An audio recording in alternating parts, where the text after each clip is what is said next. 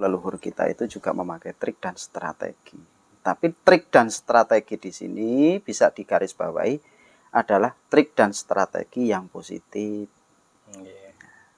Walaupun nanti juga mungkin gini, dikala perjalanan, trik dan strategi itu akan diguncang dengan energi negatif.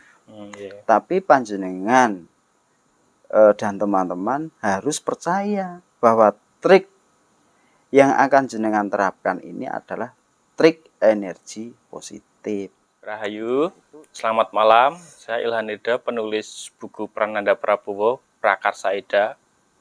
Malam ini akan memberikan satu sudut pandang atau perspektif yang harapan kita bersama bisa menjadi sudut pandang baru atau menjejak, menelisik bahan-bahan yang kira-kira kita tidak bisa mencari dari segi fisik atau material, tetapi dari batiniah atau sisi rohani.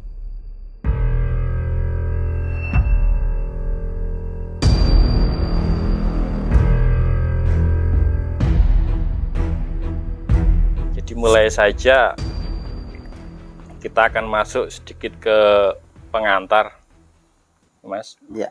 Ini kebetulan di tangan saya ada satu judul buku sama sosok foto ini. Ya. Prananda Prabowo, Prakarsa Eda.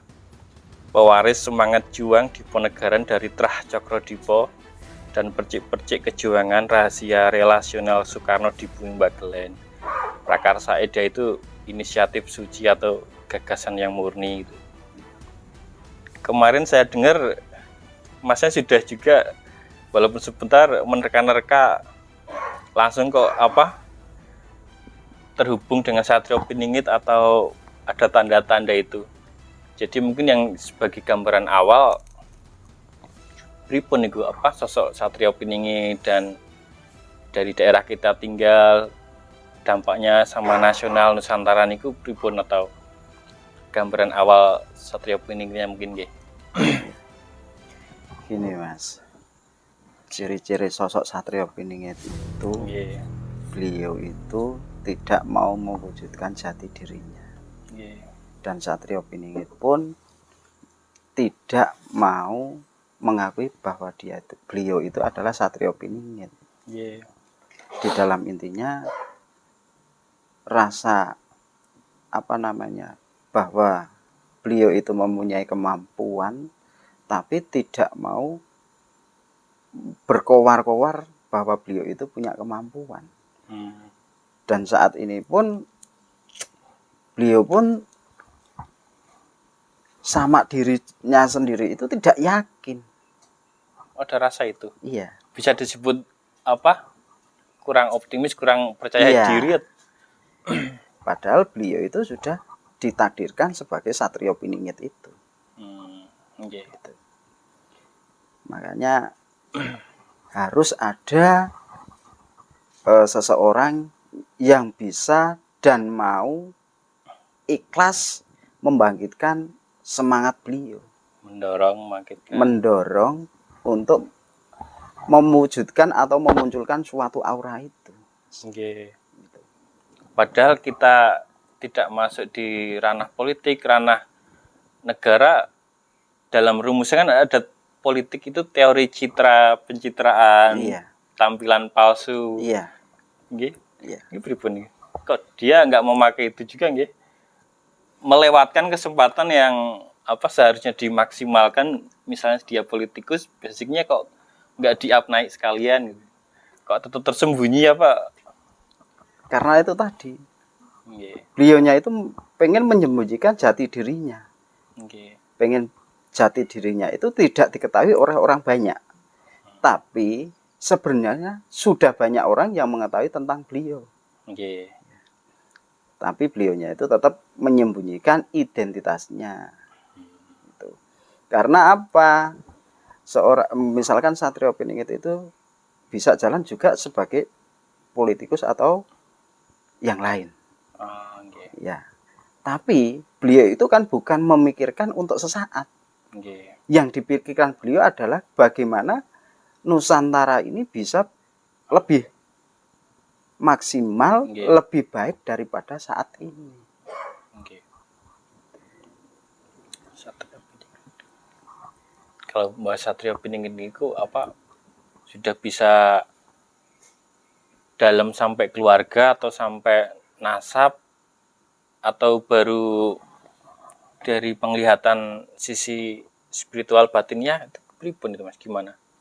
Mas ya, oh ini cuman menyampaikan secara ringkas atau bisa sedikit diperdalam sosoknya atau syarat-syarat yang lain. Itu sebenarnya memang sudah ada nasab dari juga Satrio Piningit, itu sudah ada nasab. punya itu juga ya. Ada, itu sudah ada, Mas. Jadi cuma ya itu tadi kembali ke awal bahwa beliau itu kurang percaya diri dan tidak mau menampilkan jati dirinya. Karena yang beliau takutkan adalah bagaimana cara memikirkan dan mengembalikan Nusantara untuk yang lebih baik. Yeah. Karena ketakutan itu makanya beliau tidak mau memunculkan dirinya. Tapi justru malah dari pemikiran yang seperti itu akan menimbulkan Nusantara itu semakin ricuh dan runyam. Yeah. Harusnya beliau itu sudah berani untuk mewujudkan atau memunculkan aura yang ada di dalam diri beliau. Yeah. Karena sudah saatnya ini, Mas. Apalagi dia istilah orang Jawanya ngempet atau terlalu lama berapa puluh tahun, kenapa sekaligus bisa kalah ya, terlalu lama ya, orang luar melihat kok ini terlalu lama bersembunyi atau dan kalah sama kondisi-kondisi yang kita nggak tahu dalam apa lingkaran dia selama ini bermain ya atau hidup gitu kan, lingkaran politik, lingkaran ekonomi. Banyak orang luar kan bisa persepsinya Ya, seperti itu. nah dari sudut pandang saya, Mas, sebenarnya itu beliau itu tidak kalah. Yeah. Tapi hanya beliau itu menyelami apa yang terjadi dengan Nusantara ini. Yeah. Karena kalau Satrio Piningit itu sudah muncul, sudah kelihatan, dan sudah mau intinya memimpin Nusantara ini, beliau kan harus jumeneng Ratu Adil. Yeah. Ratu Adil itu tidak gampang. Yeah. Tanpa ada situasi dan kondisi yang diselami, tentunya beliau tidak akan bisa nun sewu ya, memahami lebih dalam akan keadaan Nusantara. Untuk saat ini, kenapa jenengan tadi kok berpuluh-puluh tahun beliaunya itu kalah? Itu bukan kalah. Beliau itu menyelami, nek coro bahasane Jawa niku topo, Mas. Topo, nggih. Iya. Topo itu kan ada macam-macam versi topo. Ada topo broto, ada topo ngrami, ada topo bisu dan lain sebagainya, masih banyak. Ini kan yang berdasarkan data saya dalam lingkaran dia gitu, dia disebut sebagai kamus berjalan Soekarno. Karena selain dia di luar kepala sudah hafal tuh tentang peninggalan kakeknya, marhanisme, kebangsaan, dia juga bisa menyampaikan secara zamannya nggih. Jadi menyampaikan ke anak-anak muda atau bawahan misalnya struktural itu bisa keterima. Dia tipis-tipis dibikinin lagu atau dibikinin aplikasi atau di web gitu. Sama merangkulnya sudah bisa dengan emosi, dengan cinta, welas asih, selain karena kebetulan menjabat yang sebagai komandan utama di dalam, dan sekarang temanya tepat juga, ekonomi kreatif, digital juga gitu. Sama ini Mas, mungkin nasab saja kejawab. Saya lihat juga dari nama kan sangat unik juga ini. Muhammad Prananda Prabowo Magendro Karno Surojoyo kalau nggak salah. Satu itu ada Muhammadnya, dia ternyata juga penghayat, istrinya mu'alaf Cina. Kalau ditarik lagi dari kakek kedua belah pihak leluhur, ada Bali, Begelen, Bengkulu, ada berapa ini. Dan kemarin yang sudah saya di podcast kemarin di sini di BM Kreator, beliau rajin ternyata terjun juga kembali upacara potong gigi gitu. Jadi saya yang tanya, apakah Satrio Pining itu juga bisa apa istilahnya ya, menaungi atau bisa masuk ke dalam apa bagian-bagian kecil Nusantara yang hilang, tapi apa juga bisa dia kalah juga sama yang nggak suka gitu. Pripun pertarungan kekuatan Satrio Piningitnya itu, kalau yang Mas lihat, ya ada yang nggak suka misalnya di era sekarang, yuk dengan yang gerakan nggak suka ini coba mau menghabisi atau tumbuhnya munculnya ini, pripun pendapatnya, potensinya ini? Sebenarnya Satrio Piningit itu tidak akan terkalahkan karena situ sudah sudah takdir itu kan sudah memang ada potensi seperti itu. Jadi beliau itu menyelami itu untuk mengembalikan Nusantara seperti dulu, karena beliau itu sekarang saja sudah prihatin dengan keadaan Nusantara. Makanya beliau itu kalau nun sewu ya, kayak bikin teguran itu tidak langsung ditegur. Mungkin dibikin kalau non sewu ya lewat karya mungkin dari lewat kayak lagu itu kan untuk era sekarang, Mas. Kalau dulu itu syair gitu. Iya. Dari syair itu tinggal orang-orang Nusantara ini mau mengolah syair itu apa enggak. Ya. Harusnya syair itu kan dikulas, dikupas, apa sih maknanya, intinya itu manusianya itu harus bagaimana, kedepannya itu bagaimana. Dan jangan kok kita memikirkan untuk sesaat saja. Yang dipikirkan itu adalah kedepannya seperti apa. Nusantara itu bukan milik kita untuk sekarang itu enggak, tapi milik kita semua untuk kedepannya. Jangan sampai Nusantara ini dirusak malah justru sama kita sendiri. Makanya saya juga prihatin keadaan Nusantara ini, banyak orang-orang Nusantara ini tidak mau mengakui akan budayanya dia sendiri. Malah justru mereka malu. Contoh gini, Mas. Kalau orang Jawa itu dari dulu sama leluhur itu ditinggali blangkon. Ya. Blangkon itu maknanya gamblangno lelakon. Ya. Kenapa blangkon itu di depannya itu ada segitiga? Karena hubungan kita vertikal dan horizontal.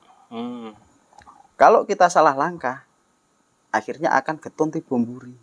Makanya di belakang ada benjolan. Mondolan. Iya. Benjolan atau mondolan itu. Nah, itu harus jadi pegangan kita. Para leluhur dulu meninggalkan atau wasiat ke kita itu sudah dipikirkan untung dan ruginya. Tapi untuk saat ini yang mereka pikirkan hanya keuntungan pribadi. Makanya saya sangat setuju sekali, dan hanya ada seseorang yang harus bisa membangkitkan semangat Satrio Piningit ini. Jadi penekanan tadi, kita nggak usah khawatir atau bermain trik-intrik yang mungkin mengurangi kesucian niat kita, nggih. Kalau sudah wayah atau saatnya ya kita dorongnya sesuai alam aja ya. Iya. Nggak terlalu berat. Iya, nggak maksudnya nggak harus ini, Mas. Nggak harus takut. Ngapain takut? Justru yang akan menimbulkan ketakutan itu dan merasa bersalah itu jika Satrio Piningit ini tidak mau mewujudkan jati dirinya. Karena apa? Berarti kalau Satrio Piningit tidak mau menunjukkan jati dirinya, pengen melihat Nusantara itu rusak. Nggih. Padahal tanggung jawab Besar. terbesar ada di Satrio Piningit ini. Nggih. Kita sebagai masyarakat awam hanya mengikuti alur yang sudah diterima oleh Sang Satrio Piningit ini. Kalau Satrio Piningit bisa berlaku buat Nusantara langsung, apa tipis-tipis misalnya beliau mengomandani satu partai, mengomandani satu bisnis, satu perusahaan, pripun itu? Stepnya beliau muncul lewat itu dulu, atau langsung bijokok gede jadi presiden, atau menurut Mas pripun? Ya, menurut dari segi pandang saya, itu seorang Satrio Piningit itu biasanya merangkak dari bawah. Merangkak dari bawah baru ke atas, ke atas, ke atas. Karena apa? Satrio Piningit itu pengen mengetahui masyarakat atau rakyatnya yang di bawah itu seperti apa. Ya. Di bawah itu seperti apa, di menengah itu seperti apa, kalau di atas. Kalau sudah paham dengan yang bawah, Satrio Piningit itu akan jumeneng Ratu Adil. Karena dari data sama sedikit di buku ini, saya dengar ditawari menteri nggak mau. Terus sama Mas tadi benar bilang, kalau cara mungkin menegur atau menyampaikan pesan lewat lagu, tidak langsung ke ini objek, ini enggak, lewat lagu. Kemarin di Bali bahkan cuman tertawa aja, datang kembali ikuti acara potong gigi umat Hindu itu ketawa diem aja, nggak secara vulgar atau ini salah, ini nggak kejebak di situ. Dia nggak teliti juga, ditarik ke sini tetap di gaya dia, diem, banyak ngomongnya dikit, senyum. Itu indikasinya tadi yang saya menguatkan Masnya berpendapat. Iya, karena seorang Satrio Piningit itu tidak mau menunjukkan langsung jati diri saya. Maksudnya umpamanya ya, Satrio Piningit itu tidak mau, ini saya loh, ini adalah saya seorang kesatria. Itu tidak mau, Mas. Belinya itu mesti menyembunyikan, aura itu mesti disembunyikan. Tapi menurut pemandangan saya atau pandangan kami, itu sekarang sudah waktunya Satrio Piningit itu muncul. Penerkaan yang bisa kita logis lah ya. Saya logis, kalau Masnya mungkin dari batiniah atau dimensi yang spiritual, pripun kekuatan, ada kondisi yang baik mungkin, pripun. Kalau dari aura atau kekuatan itu memang kekuatan sudah positif, Mas. Jadi kalau sudah percaya diri, kekuatan itu akan muncul dengan sendirinya. Yang bisa mengetahui hanya beliau. Jadi yang tadi ada opsi ABCD itu, apakah kemungkinan bisa masuk? Dan jawaban itu sudah ada di tangan saya ini, Mas, yang Satrio Piningit selain dia dari nasab terbantu cucu seorang Ratu Adil yang pernah memimpin di Nusantara ini namanya Muhammad Prananda Prabowo Magindra. Karena saya yang menulis, karena yang saya yang mengulas secara logis, ini jadi ada kesimpulan, atau saya ingin mencari sedikit saja kata-kata uraian singkat Satrio Piningit. Jawaban itu sudah terjawab, Mas. Terjawab dari depan itu. Saya sudah mengatakan bahwa seorang Satrio Piningit itu memang ada nasabnya atau keturunan dari Sang Satrio Piningit.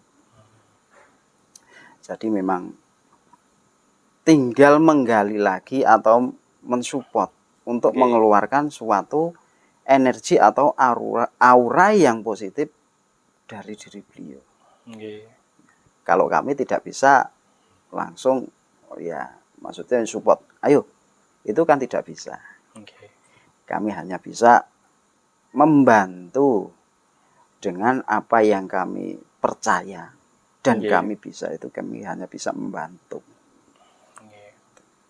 Sama kebetulan juga dari yang saya ingin menyebut dari proses awal, pencarian judul juga otak-atik sama noto menata hatinya itu sedikit ada beberapa ganti judul gitu, Mas.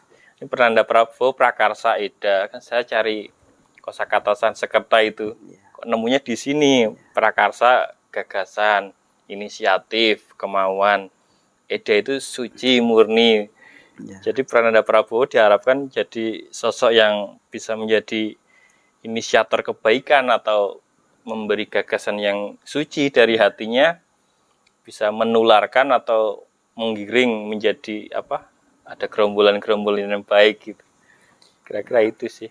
Iya. Pasnya ada mungkin penutup setelah ini bisa memberi jawaban yang mempertebal keyakinan kita, semangat kita biar lebih kuat lagi menemani atau mendorong apa yang kita yakini akan memberi perubahan, kebaikan sama harapan positif lain. Jadi pripun Mas yang kira-kira sudah ada jawaban sama langkah saya ya sama teman-teman nanti yang tergerak dari alam, dari apa lini-lini yang lain, diberi beberapa apa istilahnya, beberapa kata pendek atau pripun ya, strategi atau apalah, pripun biar bisa lebih nggak patah di tengah jalan itu. Gini Mas, kalau strategi jenengan lebih tahu, lebih bisa. Ya. Tapi yang di sini mau saya sampaikan, marilah kita itu berpikir dengan akal sehat. Yeah. Jangan pakai okol. Kalau kita sudah berpikir dengan akal sehat, Ksatrio Piningit itu akan muncul dan tepat. Yeah. Nah, yang sekarang sudah ditakdirkan sebagai Ksatrio Piningit, yang saat ini sudah memang harus bangkit dan mewujudkan jati dirinya. Okay. Itu harus diperkuat lagi untuk kepercayaan diri. Okay. Karena saya yakin dengan adanya percaya diri itu, semua itu akan berjalan dengan lancar, Mas. Okay. Sama ini, apakah kita harus seperti watak seperti ini, jujur dan ngalir, atau sedikit intrik juga? Karena kan Masnya juga ngertos nggak ciri-ciri apa? Kita kan zaman apa kala sutra itu. Ya.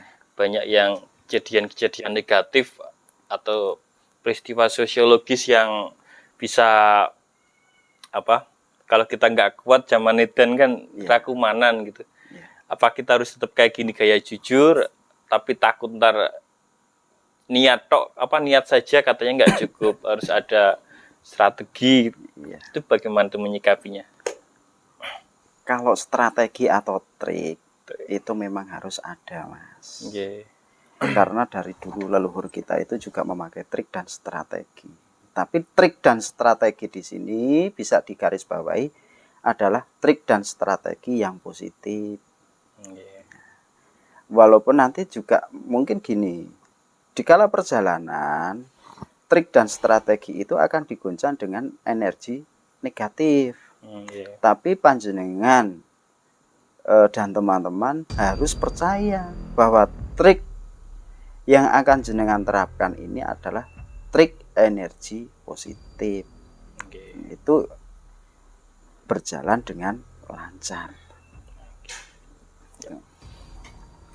Kira-kira malam ini cukup ya, apa tambahan materi atau sudut pandang yang baru tentang satu subjek atau satu judul buku yang ada di tangan saya ini, dari sosok beliau spiritualis dari Mbak Glenn, kebetulan sama dengan leluhur Mas Prananda Prabowo Magindra Karno yang dari sang ayah ialah dari Mbak Glenn. Pembahasan malam ini dengan subjek atau buku berjudul Prananda Prabowo Magindra Karna saya akhiri.